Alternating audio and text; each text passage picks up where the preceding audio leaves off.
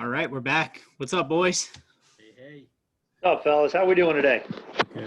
Good. Another frustrating fantasy weekend for me.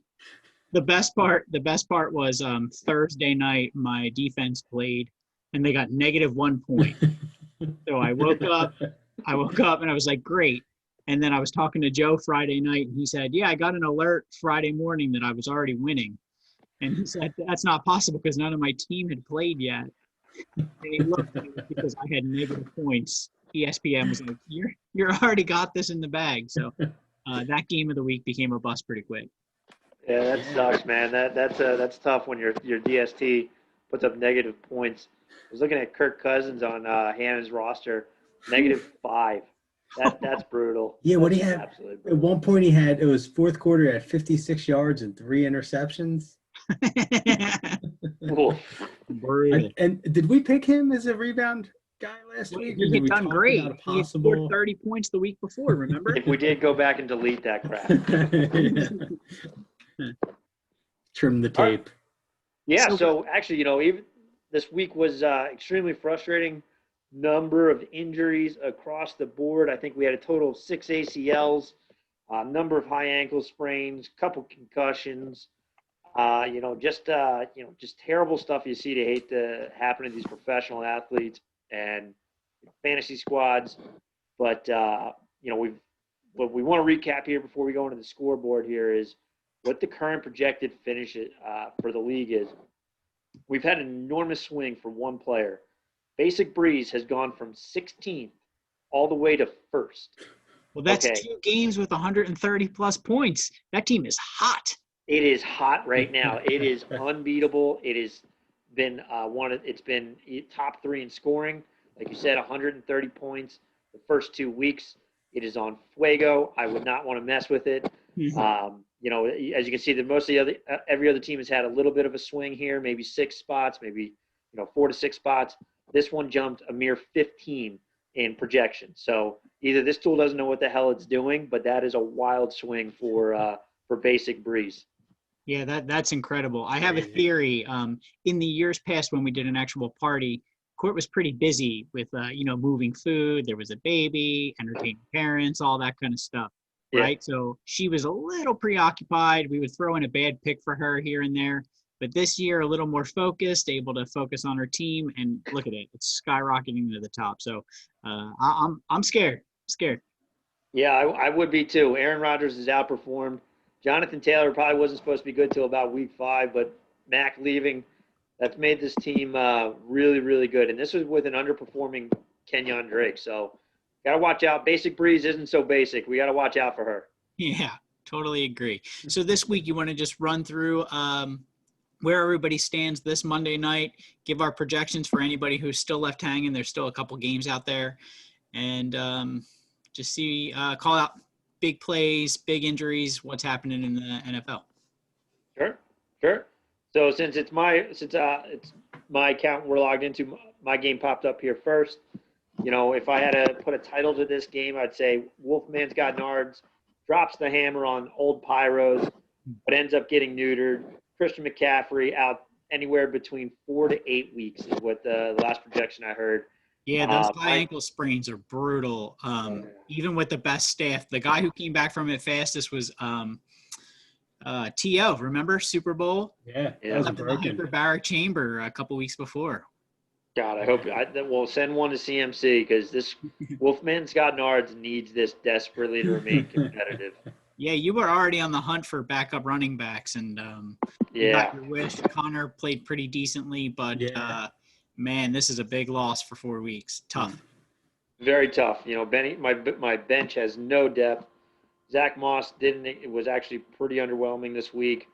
So the fact that I have to rely on James Conner and Zach Moss makes me very nervous, to say the least. So I'm gonna start working the phones here. Currently, he's listed as out. How many weeks would he have to be out before they could put him on the IR and bring him back? So if they put him on IR because of COVID, they've reduced it to 3 games now. So there's a chance they move him to IR and you can actually free up a roster spot as opposed to just moving him to the bench. Exactly. Even when a player is designated out for the game, you can move them to the IR What happens then is the next week their designations change to questionable or doubtful, and you have to pull them out of the IR spot.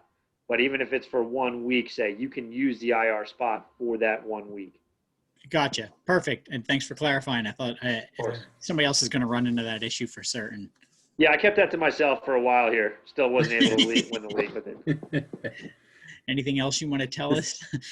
This is also one of those weeks where it's just a bad matchup for a guy like, Richard. He outscores probably what is 3/4 of the remainder of the league and takes a loss. Yeah, absolutely. It's real unfortunate for him there. Yeah, they performed perfectly. It's what you could have expected. I just counted real quickly. He would have outscored 12 other teams in the league. Yep. Brutal. That's brutal. For another really good team. It's always the way. Yeah. All right, what was the next game? Chasing Summer versus Red Visor. Red Visor, without even looking, 78 points on the bench. Come on now. And still managing to be in the lead here. I don't think Chasing Summer is going to catch up. Currently in play, we had, let's take a look. If I remember, it was a tight end or a kicker. I think it was a kicker. Nope. In the first. Oh, he's got Latavius Murray going. So it would be a miracle, but not impossible, right? He could put up 40 points. Yeah. See what happens. Yeah, but like you said, a lot of points left on the bench here. But, Mark Andrews doesn't always score this low every week. So it's good to see. I mean, this team still has a deep bench. She's got some players she could cycle in here. She scored low because James White didn't play, with the death of his father. So that's just unexpected. That sucks. For James White and obviously Red Visors here. But, I think this was a good win. Chasing Summer is going to have a long season here. This game feels like these guys, right? So that team feels like your dad's team, and Sarah's team feels like, oh, this is Sarah's season again. So it doesn't feel out of place at all to me. Yeah, and now he caught a tough break too, because who expected I didn't see what he finished with yesterday, but Randall Cobb, every time I watch that game, he was the only guy catching the ball for the Texans.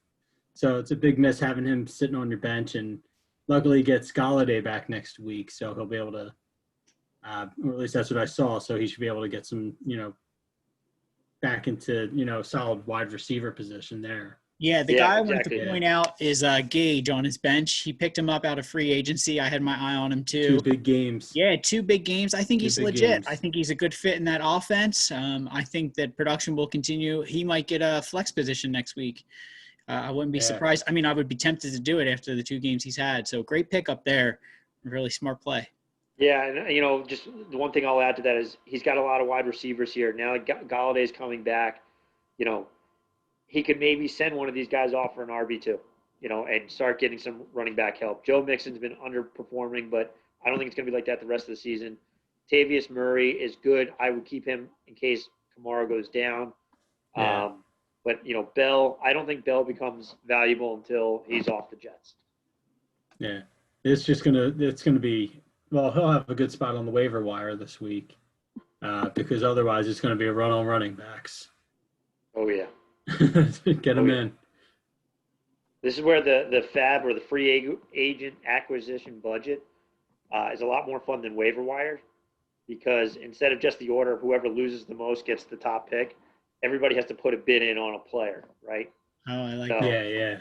So, I play in that in a lot of other leagues, and it is a lot of fun because you got to try it. Like for me, if I had seen Christian McCaffrey in another league, I'd probably be putting in a large chunk of my budget to try and get Mike Davis this week.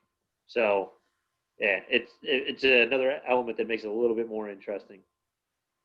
Absolutely. All right, who's next this week? Mego and Girly Girl. Oh, fantastic. Lego My Mego putting up some points. This is classic Matt Ryan, I thought. This is kind of where he lives. 35 points, getting everybody off to a good start. And then everybody else performed right where you would want them to. If you get a lot of double-digit scores, it's enough to take on a pretty weak team over there and not such a girly girl. That girly girl team, I don't really know what to make of yet. Nobody's jumping out as a true star here. Yeah, so for me, looking at Girly Girl's roster, I actually thought she was going to have a very solid squad here because of her wide receivers. Julio Jones, I don't know where he's been, but Michael Thomas lost. That's huge. If these two guys, if he gets back on track and Michael Thomas comes back early, this squad will turn around quickly. Calvin Ridley putting up 27 and a half points is enormous. So pretty awesome flex play there, and there wasn't depth on the bench, so all the right moves as far as guys you want to play. Sure. Yeah. Nice. So that brings what, Mego to 1-1 and Kristen 0-2. 0-2, yeah, for sure. So Mego gets into the win column. Good for her. Love to see it. Mike Evans showed up today. Steelers DST's been holding their own. Austin Eckler, solid 16 points, and like you said, Matt Ryan, that 35, that's awesome. That's a great way to start the day. She has Jared Goff on her bench, and N'Keal Harry, I wouldn't have started him either after his first week. So she didn't leave too many on the bench, and what she did, she kind of had to. And Jared Goff and Harry, these are guys you wouldn't be starting over the players you have in your starting roster right now. Man, anybody should be jazzed up to play the Eagles the way they look this week. So I would just put all my money against the Birds at this moment. Yeah. Like it's becoming a sure thing, and I sat Tyler Higbee to start Goddard in another league, and that just made me feel terrible. Yeah, we called it, and then I went ahead and did it anyway. Oh man, it should have been a half point separate spread. I just ended up getting crushed here. I got no excuse. Adam Thielen goes from putting up 30 points to 4 points. Mike Williams doesn't show. The defense starts off -1. I mean, this was just bad down to the bone. Prescott looked good. I'll take him. He's a fantasy point machine. He reminds me a lot of Matt Ryan in the point category, and you see that over the last 3 years. Elliott looked just fine. Everybody else just underperformed a little bit. There wasn't much left on the bench. Nothing I could do there.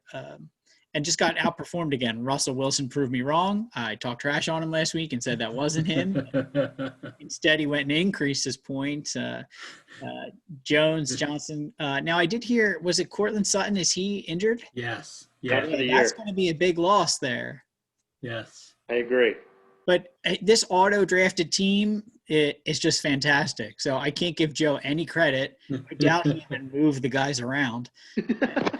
And, so I don't feel that bad. I lost to the reigning champ who had an auto-pick team. So, and you just send him a tutorial on how to switch out players? Yeah. He needs his login information if you can send that. No, but seriously, like you said, he's got Deontay Johnson here. This guy was called by many to be a sleeper.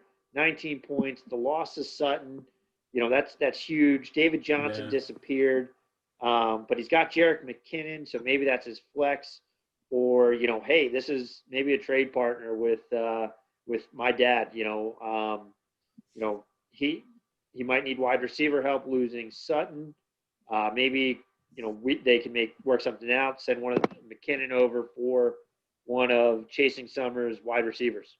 Chasing Summer should also keep an eye on Henry from the Rams. I let him go off my bench to make rooms because I wanted to pick Rager back up, and their running back, one of their running backs, goes down, and he'll be available. So it's potential pickup for him this week. Actually, yeah, Henderson would probably be.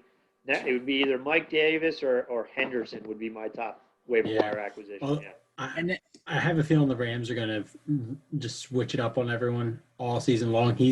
McVay said he's going to run a 3-back system, and you're not going to know which one it's going to be each week. Yeah. And now I don't doubt it. It's now been 2 weeks, 2 different backs, monster games between Brown and now Henderson yesterday. Yeah. It really is. They have the ability to do it. So, I'd be weary grabbing them only for that reason, unless you have them on. I got a little bit of a secret stash down there on the bench. I got Rager and Sims Jr. These two guys had potential to blossom into really decent players. Waiting to see what happens as they settle into the season. Rager had a couple good touches, a couple big drops, though. That first one, he was definitely afraid of getting hit big time. Just Yeah. took his hands off the ball. But if you're going to play in this league, you got to make those catches. And if you want to be the star on this team, that's the one you got to hold on to. Even if you get hit. I talked a lot of shit on Deshaun Jackson, but that dude took some hits for us across the middle. Yeah. Yeah. Yeah. Like I said, when you're lining up against Ramsey, it's, I totally missed this gonna one. get Deebo canceled. Samuel. That's a solid pickup here too for Joe here. But yeah, no, you got to be able to take those hits. Dennis, you were saying he was lining up against Ramsey. That's not an easy matchup. No. But I mean, I'll look at just Aaron Jones, 45 points. Yeah, it's insane. Unbelievable. Yeah. No, I don't feel that bad. I mean, Jesus Christ. I'll take 1-1. That's fine. Even Steven. Blazers just coming out on fire this week. Yeah. Highest scoring team. Allen playing out of his mind. Just crazy. He's playing up to the potential that everyone thought, though. You knew he was going to be. The guy's got a rocket. He's going to be, every year, a fantasy points monster. He's just going to throw for a ton of yards and just light it up. And that's a team that I feel like will surround him with talent. They really have tried out there. Yeah. I mean, to be able to have Derrick Henry only give you 8 points and still produce at that level with everyone else on that team, really just pulled up around it. I mean, look at even the kicker get just 17 points. Yeah, that young ho. Jesus Christ. Yeah, no, this team absolutely went off. I mean, the players on our bench didn't really go off other than Tannehill, obviously. This is a tough one for Philly special. Mike Jr. and my father-in-law, Joe, they lost Saquon for the year here. This is, that's tough. This is going to be tough. They've lost Saquon Barkley, Marlon Mack. I mean, I don't even know, ACLs. The only person that ever truly recovered in 1 year was AP. While Barkley is a beast, it's early in the season. Maybe he can come back, but, I don't even know if I'd be holding on to him, on my roster, to be honest with you. Yeah. I mean, there's still a chance that tonight Jared Cook could put up, 70 points and really stun us. Yeah. Fingers crossed. Let's see here. So the Stephon Diggs pick draft, that's probably going to be the steal of the draft at this point. Like you guys said, Josh Allen is just absolutely whipping it to either John Brown or Diggs. Diggs seems like he's happy now that he's out of Minnesota. Josh Allen has that deep that deep target, and the wide receivers are really carrying them right now in this squad, as well as Josh Allen's play. The running backs, they're tier 1 caliber, but they just haven't been performing to that. The wide receivers have definitely been carrying this squad. Yeah, it'll be scary when they do. To go back to John Brown, I talked a lot of trash on him in the preseason. He'd given me a lot of trouble in the couple of years, but he just needed a quarterback to throw to him, apparently. Apparently that's it. Let him get that speed, and a guy like Diggs really frees up a guy like Brown. So it's a perfect spot right now. So good pickup for John Brown over there, and put him in the flex spot. All right. So that makes 1-1 and 1-1, right? 1-1 and 1. Yep, exactly. Perfect. Sorry, guys. All right. So This one game, and done. I think we got some live action tonight. Kamara's already put up 11 points, so that makes it pretty clear, right? Let's see. We got a tight end on the other side. Saints D. Sorry about that. So this game is still actually very much in play. Yeah. I probably lean a little bit more towards Kamara. Yeah, and one and done, getting it finished tonight. Yeah, relying on the running back more heavily than the defense there. Yeah. Boston Scott, I'm surprised he had a lot of touches, but I would have guessed that he had more points than that. I didn't realize how low that actually was. Eagles defense, it's time for switching up the defense. It's time for switching up the offense. It's time for switching out the quarterbacks. It's a mess over there. Yeah, I could spend the rest of the night just talking about what I think the Eagles should do differently. I'd say a letdown game for Deshaun Watson and Lamar Jackson. I think Lamar Jackson was red hot last week and just didn't get the same breaks. I guess the two powers canceled each other out this week, right? Absolutely, yeah. Yeah. And now we have an injury on Devontae Adams. That's correct, right? Yes. Hamstring. Yeah, so that's going to be 4-6 weeks too, right? I'd imagine. Yeah, 4 to 6 weeks is what they're saying right now. I don't know what players are available from the Green Bay lineup. If Lazard is still out there, if MVS is still out there, if they are, these guys are going to get a lot of targets. Yeah, I have Lazard. Okay. But Scantling, so he was still out there. Yeah, no, I mean, and it's going to be, hit or miss here. I think MVS has the edge simply because of experience with Rodgers, but he's on a very short leash, so Lazard could just as quickly make up for it. Yeah, and both those guys stepped in huge last season when Adams went out for those couple games with the toe issue. Right. Both those guys put up incredible numbers last year. And I see that Alshon Jeffrey is still listed as out, so that's going to be the story, right? Yeah, that's the story. Now that's an example, of where you can move Alshon Jeffrey for the week to IR, and then he could have snagged another defense if he wasn't happy with who he was going to play for that week, and then drop that DST and move Alshon back to the bench. Yeah, it's a tough one. Alshon's now listed as probably not coming back in week 3 either. So look to week 4 to potentially see a little bit more out of Alshon Jeffries. If he's not even practicing, though, I mean, you're still looking at another week or two past that. Yeah, you're right. Whew. We already kind of touched on this murder, but so Tom Brady and Gronk, man, they are looking like old bones out there. Yes, they are. They really are. That's really driving this team down. It was a risk to go with those two. I get why. There's a lot of energy and passion for those guys, but man, they don't like it's. Maybe it's too hot down there. I don't know what it is. You know what? I think Brady, you can do it. Gronk, he lost too much of his. He messed with his body size too much in that season or two he took off. And to get back to that shape and be able to play at that comfort level at the size he was versus trying to get up to there, I just don't think he can do it. And it's a lot harder on an older body too. Yeah, absolutely. And not to take anything away from just an amazing performance by Aaron Rodgers, Kenyon Drake. I mean, everybody was on fire. Look at those scores over there. I mean, really well balanced scoring. The only thing I wonder is just the last week of Ronald Jones being relevant. Fournette went off this week. I think I'm almost wondering if Rojo's done here. But the good news is looking at her bench, she does have James Robinson. The wide receivers, are kind of weak here. Hoping for a little bit more out of Kirk and Jefferson, but I agree. Yeah. This team all around just performed, and that's with an underperforming Kenyon Drake. So that's exciting for her. Yeah, most definitely. Fant's looks are only going to go up too as a result of Sutton being out, so he stands to benefit too. So she could probably expect similar numbers, almost every week. Yeah, now that I'm looking at Saquon's thighs again, like you got some age here. We talked about it before. It's going to be tough seeing these guys get some wins in the weeks to come. For sure, if, like you said on Gronkowski, he's going to be tough to keep rostered.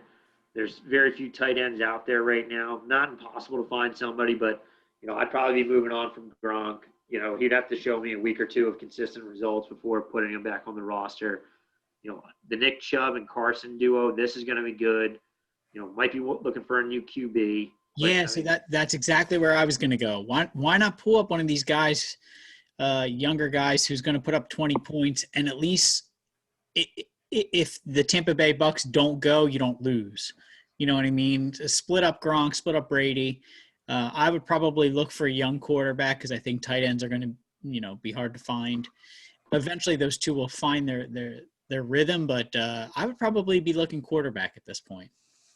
Yeah, I think you're right. I would start with the QB because, there was another thing on ESPN I was reading that like the average quarterback is putting up. I think the average top 10 quarterback is putting up about 29 points right now. Yeah, and available guys right now. I mean, Justin Herbert, but that's Tyrod gets the team back as soon as he's done. Yeah.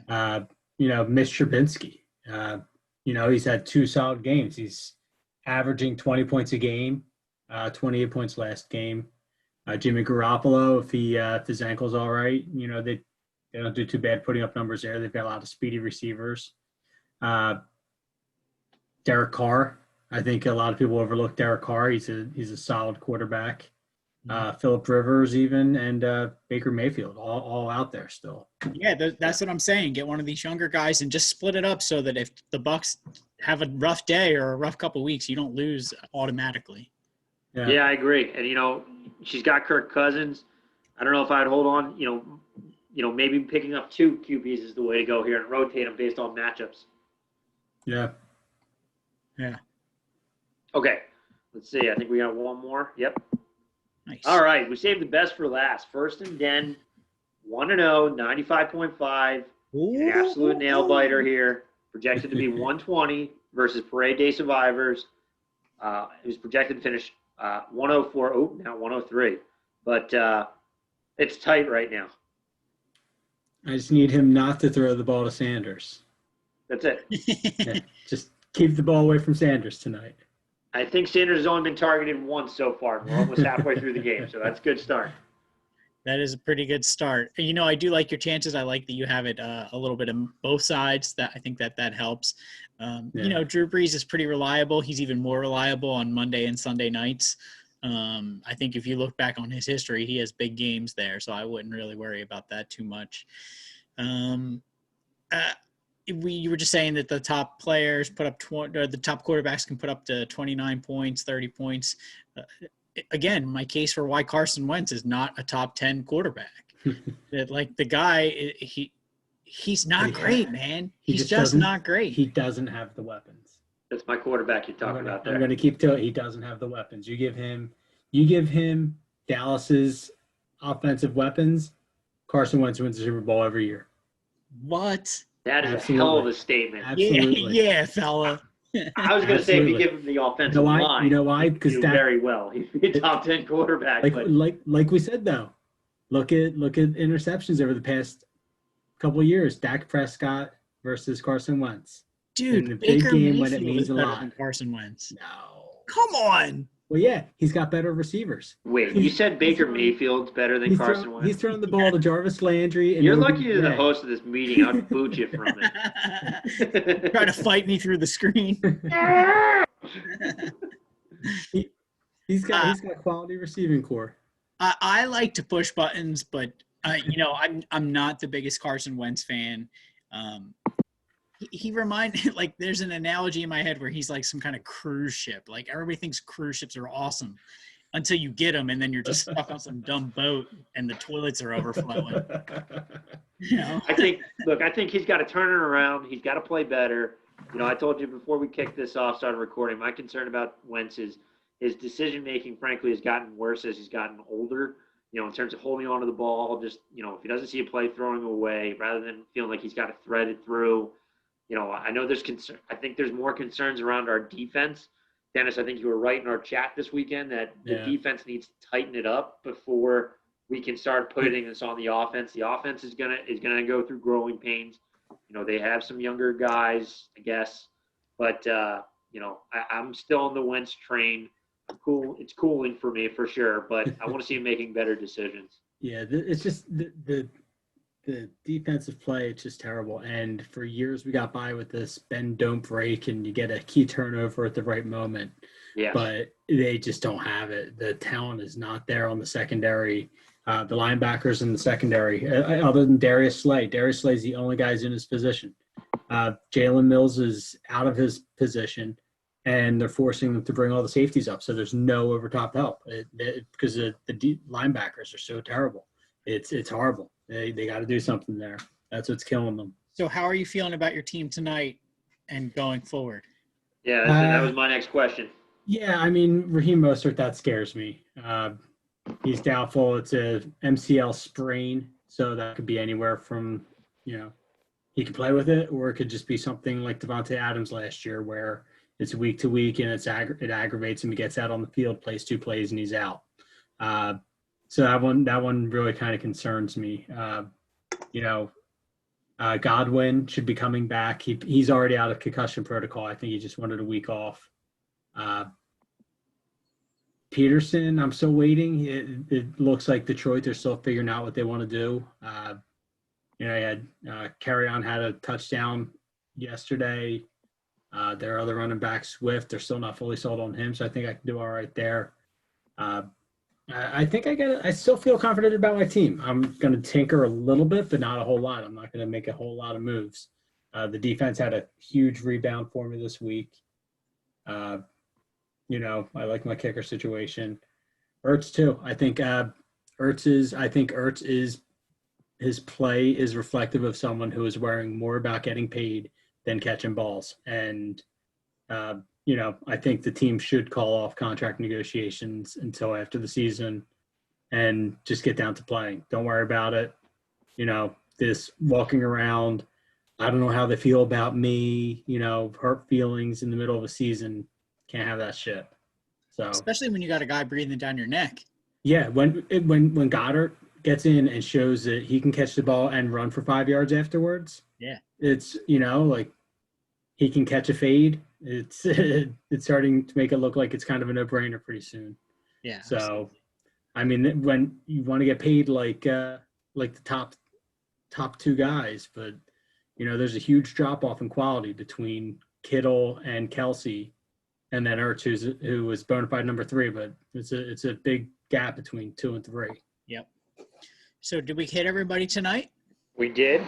Right. Just real quick, go through the waiver wire. It looks like it hasn't reset yet because the games haven't been finished. But based on the way it's going to wrap up tonight or play out tonight, I think Chasing Summer is going to have the number 1 over waiver priority here. So they'll have their shot at one of the top running backs that are available to fill in for the injuries here.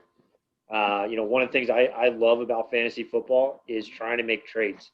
I think it's a fun aspect to try and, see how you can make your rosters better. So for teams that, if you've lost a Saquon or, for me, I've lost Christian McCaffrey, it's not time to quit yet. It's early in the season.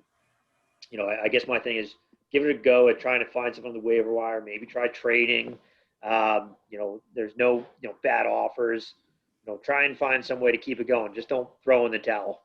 Yeah, I think this is actually a league where I would guess historically we are pretty low on the number of trades that are made. It doesn't happen as often as I hear of it happening in other leagues that my buddies are involved in. Yeah, it's because we all grew up playing the same version of Monopoly where you don't you hold on. Keep all your shit. Yeah, Exactly. I'm going to keep saying Charles Place forever. But I'll tell you, I'll be open. If it's a fair trade and it helps both teams, I'll make the trade. I don't care. I want everybody to win. So I'll make it with you. I completely agree with that. I don't believe in rejecting trades unless it's obvious collusion and somebody's trying to tank. That's the only time I reject a trade. Denny, we'll talk collusion after this. All right, should we wrap up the recorded version? Let's do it. We can talk. You guys hang on for a little bit. Sure. And then maybe we'll put one out, depending on what your availability is, Thursday or Thursday night. All right, that works. Yeah. We'll see how it goes, just so we can look at the week ahead. Sure. We can do a quick one, maybe 15-minute look at the week ahead, something like that. Yeah. Works for me. Recap who got what on the waiver wire. Yeah.